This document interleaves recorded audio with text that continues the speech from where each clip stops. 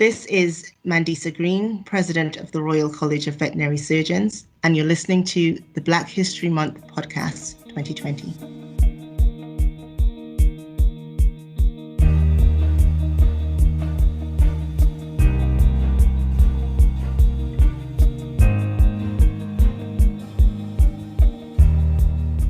So welcome to this Black History Month podcast with Mandisa Green, President of the Royal College of Veterinary Surgeons. I'm Darren Mooney, I'm the Diversity Quality Officer here at the University of Liverpool, and the Black History Month podcast series aims to introduce us to some discussions, different viewpoints, role models related to Black history in the UK.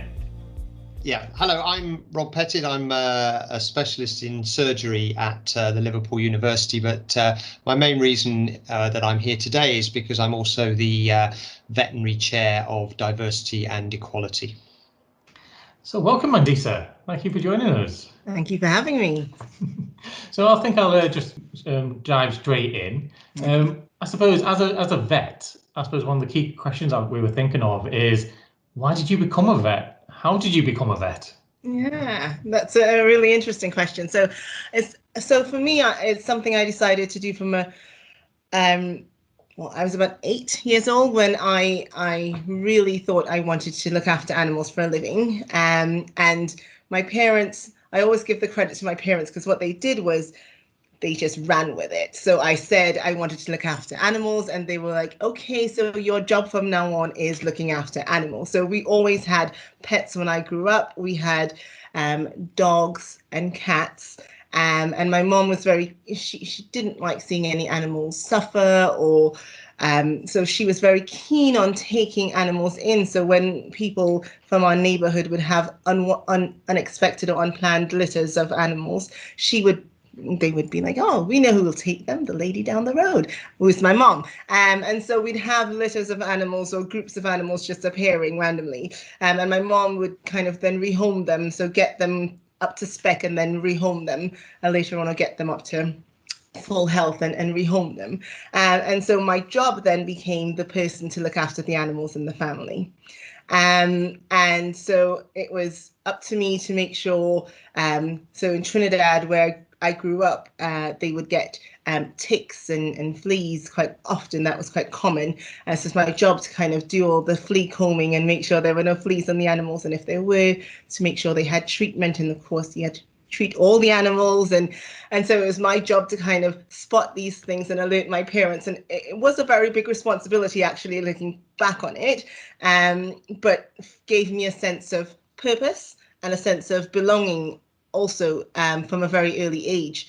When I look back on it too, I can see, because I'm the youngest of 4 kids, so there's 4 in my family, and everybody, I mean, all of my siblings have done really great things with their lives, but at that time too, they were also all very academic or sporty, and I had none of the above. So it was the thing that made me belong to the family, or thing that made me contribute to the family. I had something that I could do that was useful. So so that was what I did from a very early age, and they gave me vocabulary for it. So this means that you're going to be a vet one day. And so I got that into my head, that I was going to be a vet one day, and kind of kept it in my head. And that's really how I think my personality lends to determination. And so I decided I was going to be a vet. I went into high school and told everyone I wanted to be a vet, and they were all open-mouthed looking at me like, really? But I knew I wanted to be a vet from a very early age, and tracked myself. I knew what I had to do. I knew I had to focus on science subjects, so I did that and kind of chose that from the age of 15, I think, so that I could do it for O-levels, and then knew that I had to do sciences for A-levels, and kind of tracked myself to do veterinary medicine, and got there in the end. Just jumping in there, man. Were you the only person in your year that was trying to be a vet? As far as I knew, I think not many people in my year at school knew what they wanted to do. So I remember saying to people, well, I want to be a vet. What do you want to do? And people kind of looking at me blankly. I don't know. And I was 11 at this time, kind of my first year of high school, and thinking, well, why don't you know? That's that's really important, because I had known for years. So yeah, I think I was the only person that I knew of that wanted to be a vet. And even, you know, the journey through high school up to Form 6, when I got into upper six, as we called it, the last year of high school, I was the only person going on to wanting or wishing to become a vet. Because that's a really challenging thing, isn't it? I found that I was slightly different at school, but yes, if you are one of the sort of top level students driving for one of those professions, you know, we're thinking medicine and dentistry and law and veterinary on your own, that must have been a real challenge to keep the motivation going, or maybe it wasn't a challenge.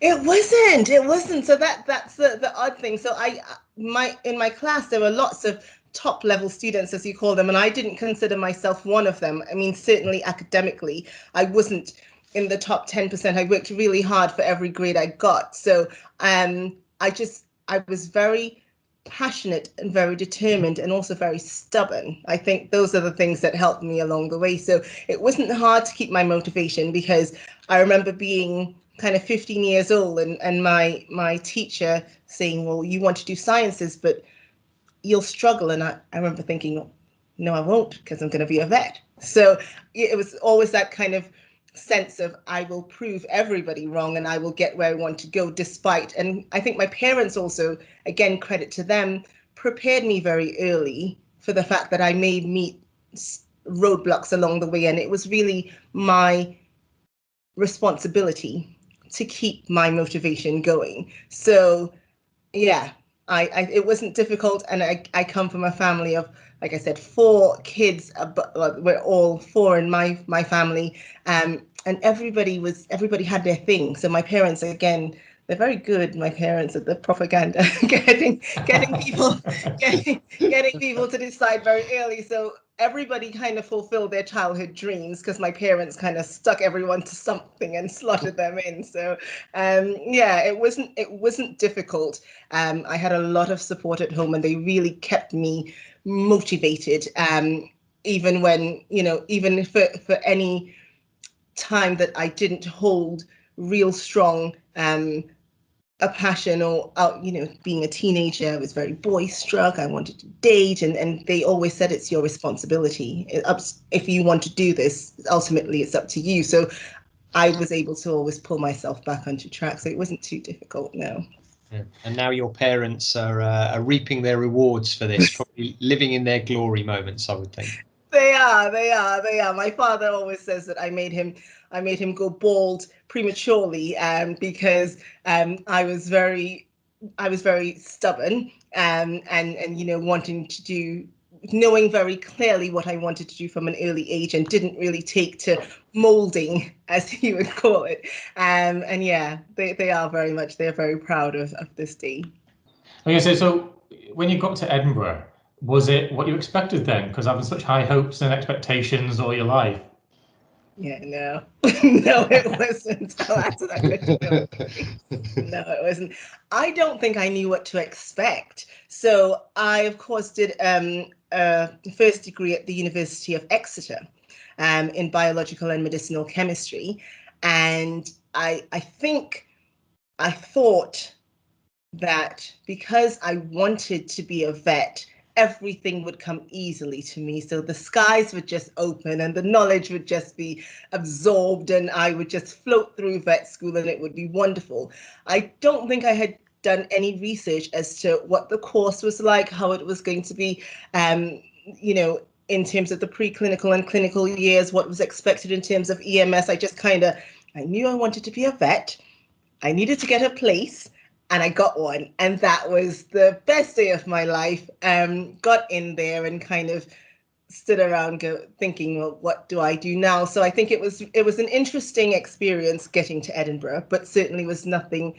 I had no expectations, to be honest, and certainly was a lot tougher than I anticipated vet school would be, again, because I kind of assumed, because I had entered into what I had always wanted to do, it would have come a lot easier to me, but it didn't. So, yeah. So just up on that. So you did a degree first and then went to vet school. Yes. Do you think, does that change? I'm trying to think of the phrase correctly, but obviously you can go straight into vet school and do the degree. Was there a particular reason why you chose that route, or was that the route at the time? Because I didn't get in, so I did it that way because I didn't get in. So I did my high school in Trinidad, and when I got my results, I remember sitting in the back of a cab with my dad, and him saying, "What do you want to do now? Or what's your next move?" Because of course, I hadn't planned fully. I'd had a few offers hanging around in different places, but made no firm choices. And I said, "I'm gonna go to England to become a vet." And he's like, oh, okay. At that stage, my brother and sister had moved to England and started their degrees. And I think I kind of knew I needed some support around me, so I wanted to be near them. And so I was going to come to England and be a vet, knowing nothing about the UCAS process, nothing about how to get into vet school. So did my application with no work experience listed on it, got rejected from every single vet school, and was thinking, well, what do I do? And my mom said, why don't you do another degree and give yourself some time and build yourself to do something, to do veterinary or plan B, because my mom was always about plan B. She's like, what's plan B? And I said, there's no plan B. So I applied to the University of Exeter, and they had just been starting this course, which I think was undersubscribed. So I got a place quite easily, and got there and did my 3 years, always with the intention of trying to get to vet school. So once I got there, I kind of did loads and loads and loads of EMS, because I found out about this thing called work experience that you needed to get, and made it as varied as possible just so that I could get this place, which I applied in my final year and then got. In terms of, do you think, you were asking if it made a difference? It certainly did, because I think I was determined anyway, but I was so much more engaged with the process once I got to vet school. I think I had done the being a fresher. I had done the, making new friends and forming new social groups. So when I got to vet school, I was really focused on becoming a vet, because I felt like I'd waited 3 years too long to start that journey. And so, yeah, I think it helped me approach my studies with a bit more seriousness. So what was it like being in vet school in Edinburgh? Is it at Liverpool, we have a campus at Lea Hurst, which is quite rural. Is that a similar situation at Edinburgh, or is it more city-based?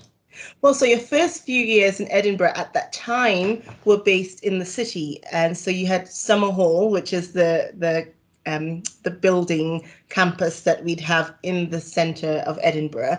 And so lots of my preclinical studies were based in the city. And then when you get to clinical years, you go out to Easterbush, which is the campus that I had to travel to.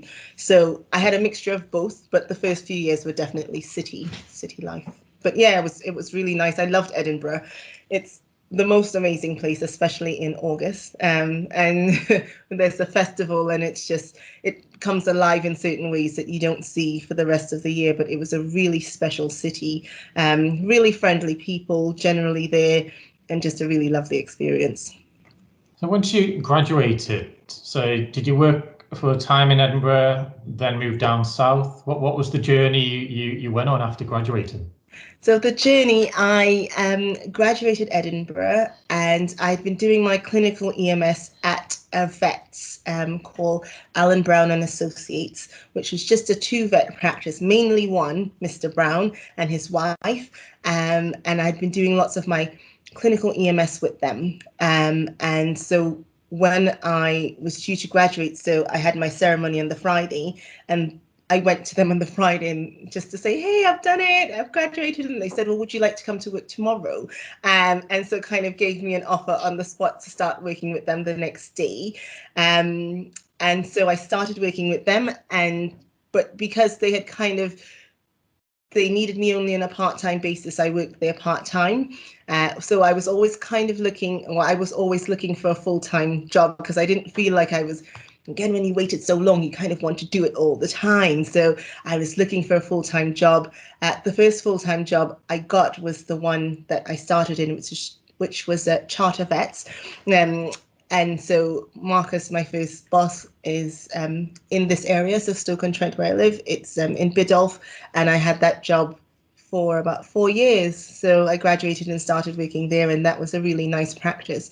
He graduated from Edinburgh as well, as I think is the way it happens in practice. You kind of people choose from the university, generally from the university that they attended, and he was a really, really nice and very supportive boss. I think that made a huge difference to my graduate experience, because I think once you have that kind of support, you feel very comfortable to be yourself and make your clinical decisions, but always with the backup that somebody else might be there to help you in case things go wrong. So yeah, that was my journey from there. So what's it like now then? So you're in Stoke-on-Trent. Yes. Is it city-based or town-based, or is it more rural type of work that you do?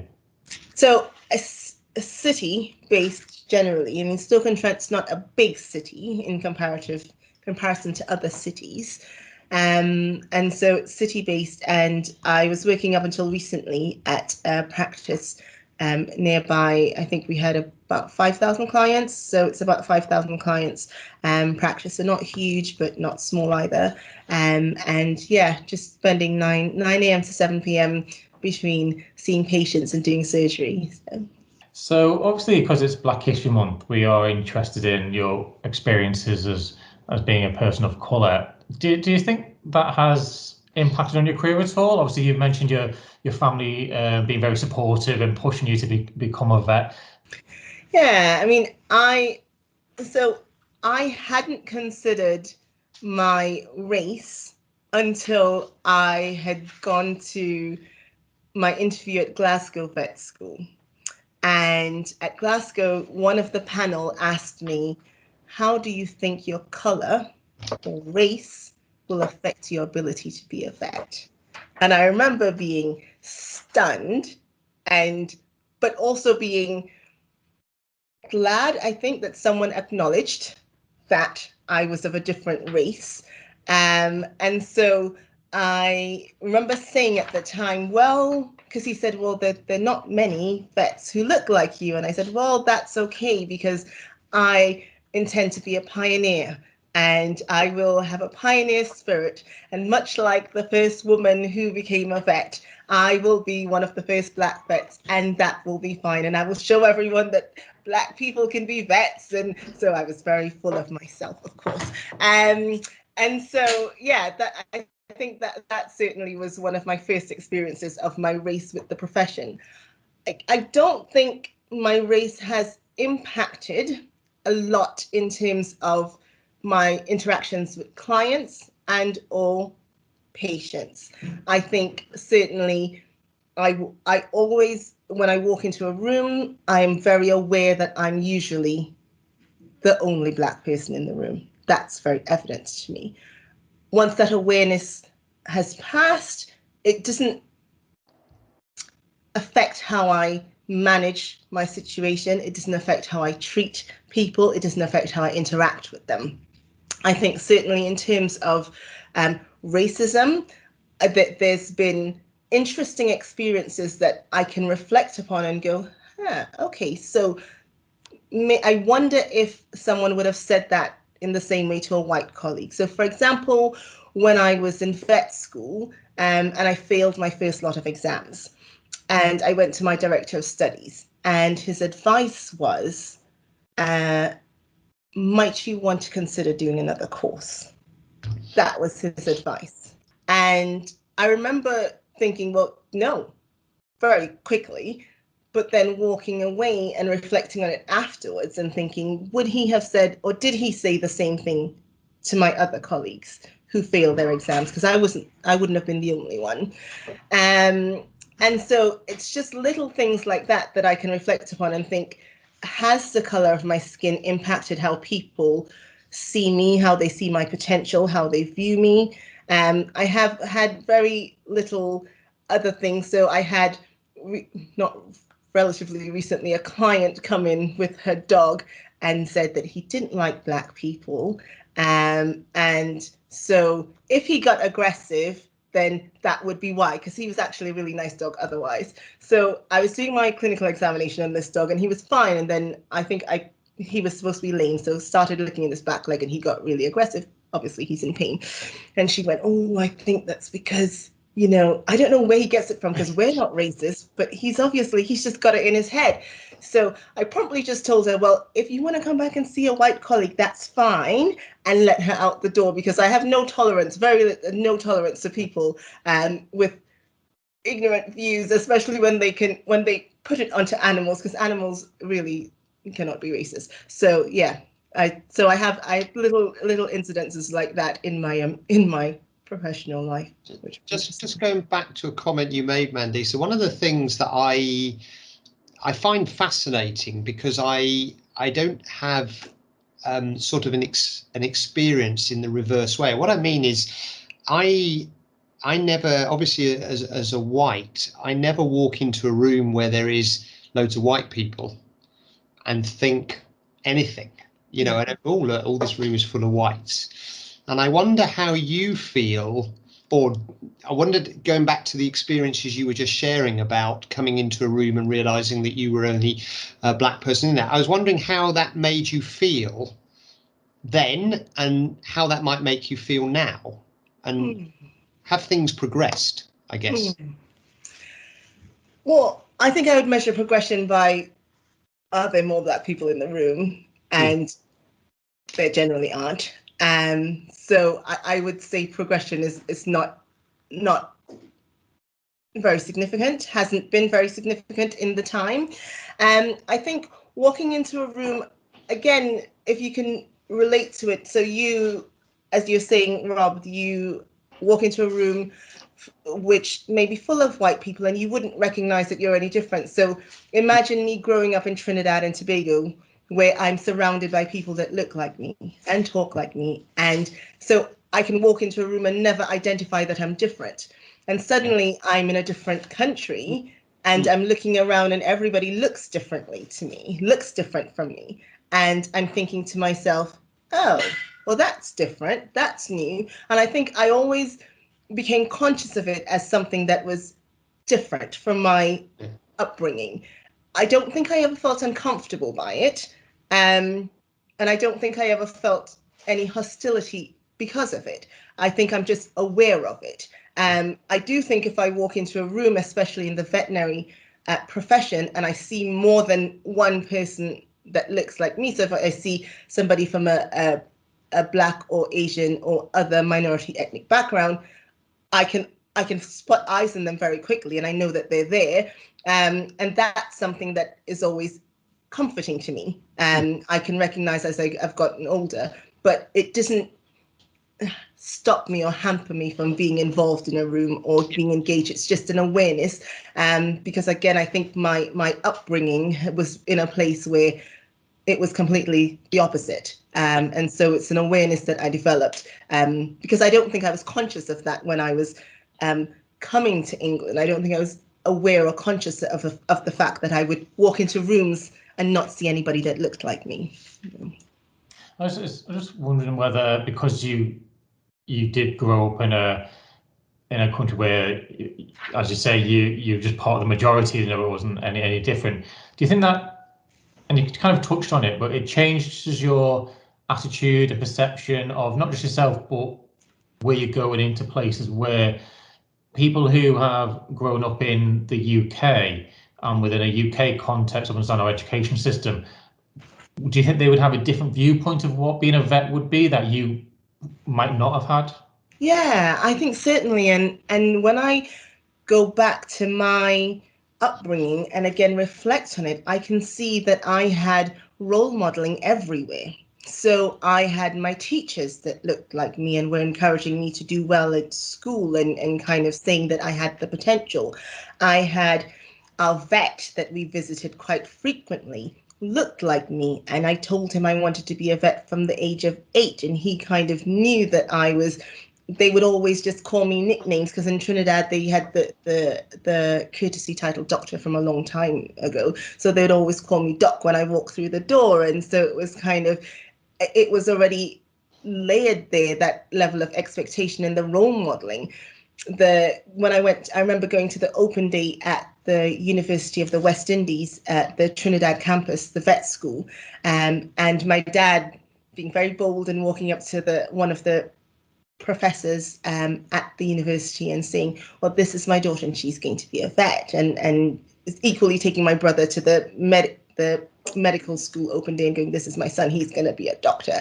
But people really embracing that and saying, okay, so where are you now in your journey, and what are you hoping to do later on, and what kind of vet do you want to be, and having conversations with us and really encouraging us. So there was never any perceived roadblock. There was never any perceived barriers.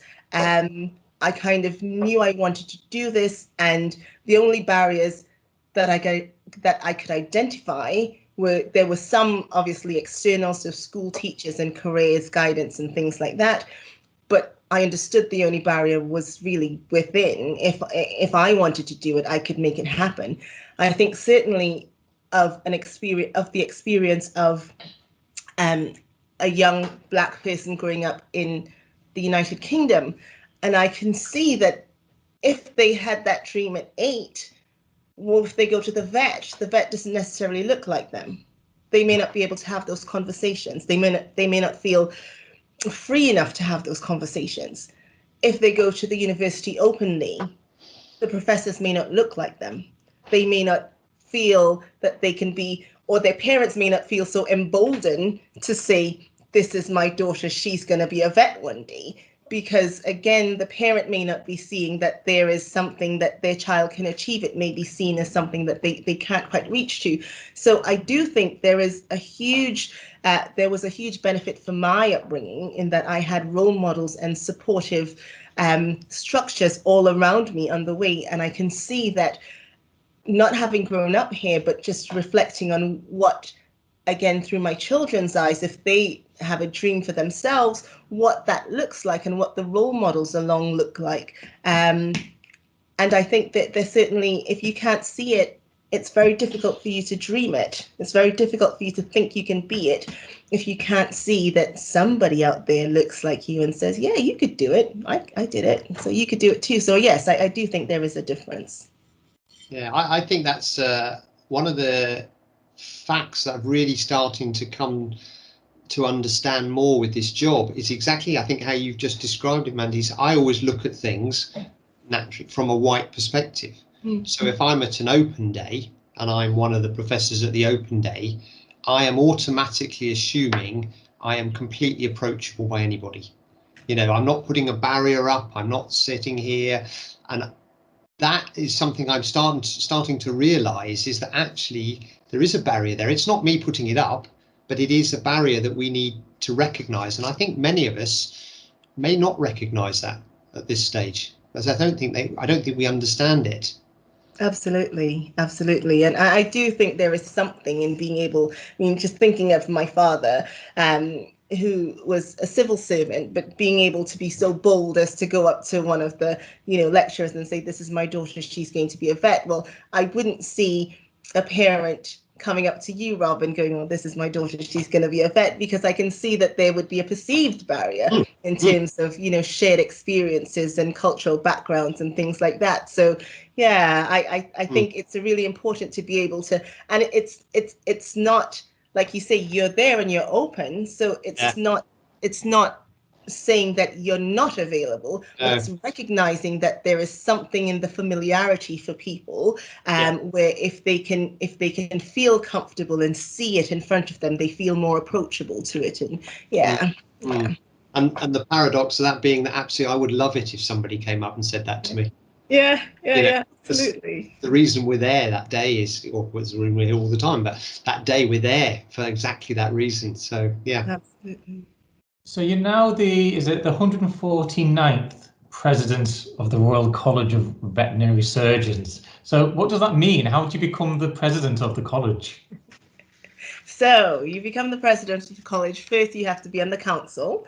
And so I am an elected member of council. and they're appointed members from vet schools, and then they're lay people who are appointed as well. And so I was an elected member of council, which means there's an election every year, and vets or members of the profession who are wanting to become part of the regulator or regulatory body or regulatory system, they go for election, and that's then voted on by the profession in general. So all members of the profession are able to vote. And so I went up for election in 2014 and got onto council, went up again in 2018, got on again. And so it's a 4-year stint. And in my 4-year run, I was so emboldened to think I should run for president. And so I did, and there was an election for that. And I was elected by the members of council to be the next junior vice president, and then elected to be the president, or nominated to be the president. What made you go for RCVS council in the first place? Was there like a factor that suddenly clicked and it was like, that's it, I'm going? Or was it just something you always wanted to do? Nothing I always wanted to do at all, nothing I ever considered before. I think I was getting to the stage of my career where I really wanted to understand at a granular level how decisions were being made for me. And I asked many questions to many people, and the answer that came back most commonly was RCVS council. And if you want to be a part of the decision making, if you want to be involved in it, if you want to understand it, you have to understand the code of conduct, and you have to be on council. And so that was how I was introduced to RCVS council, because I didn't know that. I can be honest now and say I didn't know there was a council. I knew there was an RCVS, and I knew that they that's where my fees went to on a yearly basis. I didn't know there was a council, and knowing there was a council, I found out that was the way that I could understand at a more detailed level what was going on with my career and where the rules and decisions were being made. So that's how I decided to go for RCVS council. So I think as part of your role as president, I think you've said that one of the key areas you want to talk about is diversity and equality within the profession. So I suppose there's a couple of questions there. Is there a problem with general diversity and equality in the profession? Do you think there's a problem with racism? Is it too exclusionary, or being seen as exclusionary from people who have not joined the profession yet? And so I just wondered what your thoughts were about those quite complex questions, really. Thank you, Darren. There's a lot of questions all rolled into one. So if I can separate them out a little bit, I think in terms of diversity, I think where I feel most passionate is the story that I was telling you about myself. So the 8-year-old child that maybe wants to be a vet, but in my case, I ended up becoming a vet because all the right things were in place to allow me to do so. So I know of at least 2 young Black children who, well, they're not children, they'd be very upset if I said they were children, they're now teenagers, who when I met them around the age of kind of 7 to 9, identified that they wanted to look after animals and they wanted to be vets, and have now changed that.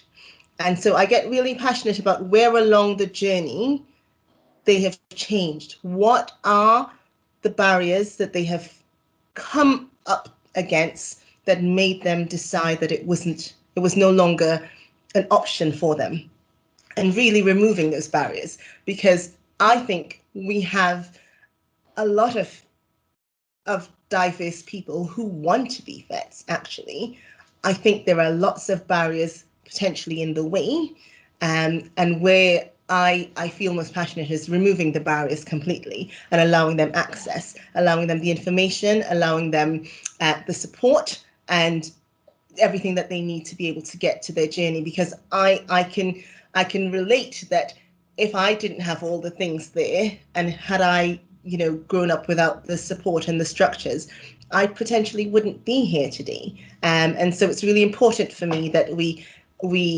be able to allow the group of children out there dreaming to be vets one day the ability to fulfill their dreams. So that's where my passion with diversity comes. In terms of, you asked if there was racism in the profession. I think there is undoubtedly racism in the profession. So the BVA did a discrimination survey, and in it was widely reported that racism was one of the things that vets were having to face, and that's very sad. But it certainly is a fact and a factor. And we know that hate crimes against foreigners went up after the Brexit vote. So we know that after the referendum, we know that's happened, that's reported by the government. So we know that there are a factor of people out there who are intolerant of other people because of the colour of their skin or the culture from which they belong. So. And just so I'll jump because it's on the same link. How do you think practices should deal with that sort of situation? So this belongs to my personality. I think practices should have a zero tolerance policy to racism completely. I think if racism has been identified by a member of the public or a client, practices should have a very firm response to it, which sends a message to others who may wish to do the same. And I think as a vet, a practice is letting you know how much you're worth to them by their response. So if a practice decides that client X's £200 is more important to them, so they will not have a robust response to that client and get rid of them, then that's telling you that you're not worth £200 to them. And I think that's really important. And if that's the message that's coming through from a boss, then that for me is enough to let me know that they do not deserve the time of the vet. And does that, this is probably going very slightly off topic now. If an animal is under our care, that sometimes can give us that sort of dichotomy of which one comes first, if you like. So I guess that's the only situation there. I agree totally. I think it's inexcusable, and there is no justification for that sort of language or that sort of behaviour. So how would you feel that the practice would be best dealing with that sort of situation? Particularly, I think for the place where I am, where we're obviously a referral centre. And I would wholeheartedly support a zero tolerance on it. But if the animal is still under our care, we are legally obliged to carry on treating them. Absolutely. And so obviously there needs to be a relatively pragmatic approach. And so if an animal is currently under our care, we have to maintain and prioritize the welfare of that animal. And I don't think any vet under the sun would want an animal to suffer because of their experiencing the ignorance of an owner.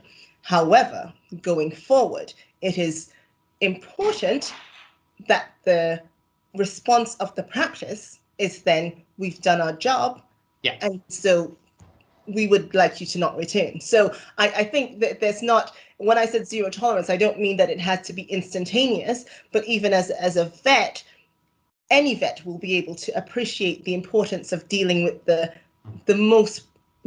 most pressing thing at that moment, which would be the welfare of the animal in front of them. Once that is dealt with, the client can be dispatched and not seen again. And I think any vet experiencing any sort of discrimination would be able to appreciate that response as robust enough, given the situation in which they found themselves. Yeah, I agree, 100%. That's inexcusable behaviour. Absolutely. So Mandisa, you're obviously a small animal vet. Yes.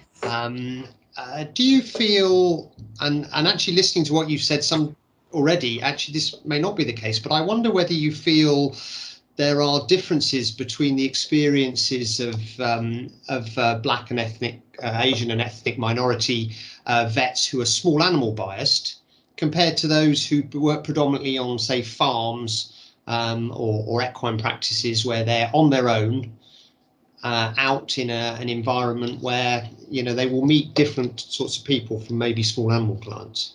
Yeah, so I don't know is the honest answer. I think because I've not worked as a farm or equine vet, I could only go back to the information that I have, and certainly the BVA report as well, in terms of the amount of discrimination reported that it was 24% in small animal, 25% in farm and large animal production, and 26% in equines. So it slightly different, but certainly not significantly so. And I guess if we go back to the lack of or the small amount of relative diversity we have within the practice at the moment, obviously the feed-in system is the vet schools, or are the vet schools, and obviously they're the people who select the students, which will go on to become our veterinary surgeons of the future. Do you think the vet schools are doing enough at the moment to increase the diversity? And even if they are doing enough, is there anything you feel they could do better to improve our diversity? So I think vet schools are working very, very hard. I was lucky enough at the Courageous Conversations conference to be able to hear a lot of the work that's being done to try to widen participation. And I know vet schools are doing everything they can do to try to get diversity through the door. In terms of what they can do when students are there, I think one of the things that really struck me and also saddened me, if I can be honest, is that vet students are still experiencing quite a significant amount of racism when they're out in EMS. And that we have, and this was clinical EMS, not preclinical EMS. So we're not talking about the farmer being a bit racist, and we're talking about really more or less at the hands of a vet or a client, and that saddened me that also they didn't know where to go with that information, and they didn't know how to or what support structures were there to help them deal with it. And so I think there is work to be done. I think we have to make sure or ensure that our vet students have a good experience when they train, so that we want to make sure that they are the best possible vets they can be when they graduate. Part of their training is, even though EMS is not something that the university controls in terms of the places that they go to, it's something that we can support them with. And if people or students are experiencing racism when they're out in practice, we need to have, again, a very robust response to that. I go back to the BVA survey, and the majority of racism that's being experienced was at the hands of a senior colleague, and then a colleague at your level, and then a junior colleague, and that equated to over 76% of racism being experienced was at the hands of colleagues. So we can't always put it to say it's just a client. We have colleagues who are being racist, and being racist to students, and those things are not acceptable. So we need to be able to have, again, a very robust response. If a student has experienced some racism, we need to be able to deal with that at the time and let that student know that that's not okay. There is emotional support available, and we will also support you in your decisions to maybe not return to that practice, or maybe to have another experience instead. So, yeah. And that, again, we're back to that same feeling of sadness that seems to be quite a not an uncommon, probably common thing then. What do you think can be done about things like that? Is that professional misconduct? Is it as strong as that, or is it it's a cultural thing, or potentially what can we do about it? What can the Royal College do about it? What can vet schools do about it? Yeah, so I think certainly I return to thinking about vet schools, actually, and that vet schools are the place where a student comes in generally around 18 to 25 years old for their first years, and have at least 5 years, or 3 to 5 years in some cases, but for a veterinary professional degree, 5 years minimum of experience. And it's a real opportunity for reshaping and reforming some of the things, or some of the behaviors that they have learned at home. So I remember leaving Trinidad and coming to the UK, and some of the things that I had learned culturally at my school, which was a convent and a female-only school, getting here and thinking, oh, well, that was just wrong. But only through exposure and education, I was able to learn or relearn some of the things that I had held as truth or as facts when I was growing up. I think vet school, you have a really good opportunity at that age and that stage to reform the cultural thinking of the future vets, and allow them to embrace, because racism to me just really boils down to ignorance. It boils down to lack of information, lack of awareness, lack of access. And so we may not have a vet school that's fully diverse in terms of the numbers, but we can really make a push to make sure that these vets are going out there and they're understanding cultural difference, they're understanding unconscious bias, they're understanding some of the things that they were maybe brought up to think as norms are no longer so. And so it's a real opportunity. I know the vet school curriculum is very packed, but I think one of the things that I always remembered about university is that it wasn't just about learning the stuff in the books. It was about becoming educated. And I think it's really important that as alongside the business studies and the professional studies and the communication studies, we allow some of that racial equality to come through and make sure that we're really educating the future leaders of tomorrow, the future professionals of tomorrow, as to what is acceptable, not acceptable, and to some of their own biases that they may have been brought up with. And one final question from me then, Mandis, and the age can be varied here, but if you had a 16 or 17-year-old, probably for vets, maybe we should be talking about 14 or 15-year-old, probably Asian student who wants to become a vet, what advice as the head of the Royal College would you give them? So I would advise them, if they're 14 or 15 years old, kind of thinking of their journey, certainly that they must love animals. That's really important. But equally, they must love people. I think that's really important. And also to do their research well. I think it's really important to ensure that support structures are available for their journey. And they can only get those support structures when they have thoroughly researched the institutions to which they want to apply, make sure that there are support structures available, make sure that they are recognized. I think one of the things that is often very easy to do, I guess, is to just say all the students are going to come in and they're all going to be treated equally. But we know that that's not the case when they go out to practice, etc. So we need to make sure that there needs to be stuff in place at universities so that there is support for those students. So to a 13, 14-year-old, 15-year-old Asian or Black student wanting to become a vet, I would tell them to do their research properly, make sure that the institution to which they're applying is going to be supportive of them, make sure that they have thoroughly done some consideration to that journey and what they'll need along the way, so and get as much help as possible.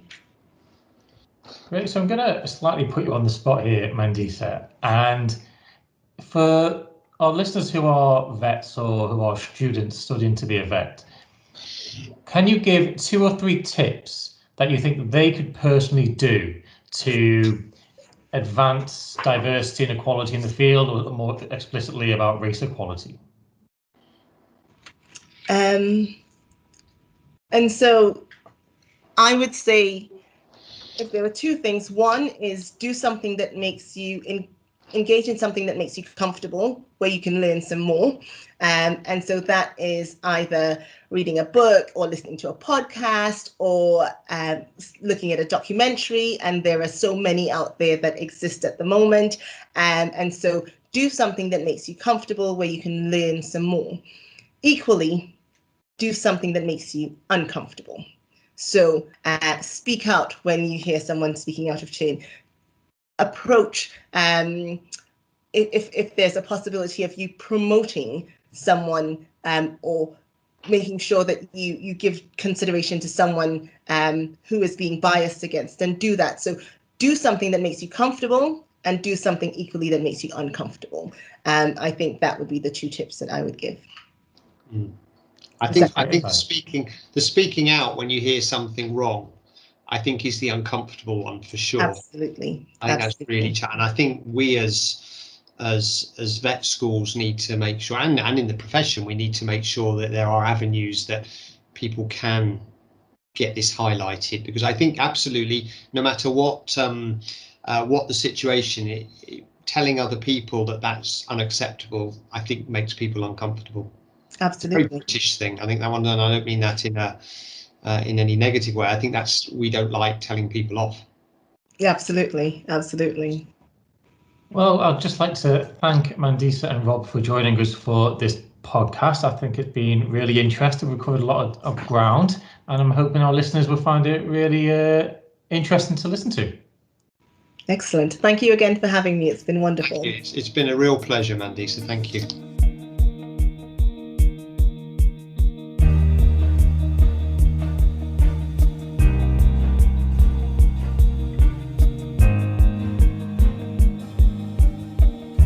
Well, I really enjoyed hearing from Mandisa there. I think we all could learn something from Mandisa's determination. She knew what she wanted to do from a very early age, and she was determined enough to see it through. But, you know, she did mention that she had been given a huge amount of help and support and a particular language from her parents about becoming a vet. And this also helped her motivation. Yeah, absolutely. I love what she was saying about the role models that she's had throughout her life and those supportive structures. So important. One thing that I really liked from what she was saying was what she reflected on in the end about doing one thing that makes you feel comfortable and one thing that makes you feel uncomfortable. And that's something that I really want to think about for my practice. So what is it that I do that helps me to find time to relax and to reflect? And also, what could I do to make myself feel uncomfortable, to stand up and to have a voice? Lots to think about there. Please do let us know what you thought about that episode. You can tweet us at LiveUni Academy, and you can also find us at eLearnerMatt or at Alexandra_Owen on Twitter. We'd love to hear from you. And we're really grateful for those who have taken the time to either rate or review our show in your podcast provider's app. So if you are an Apple user, please do take the time to review our show, as it really will help others find us. Bye for now.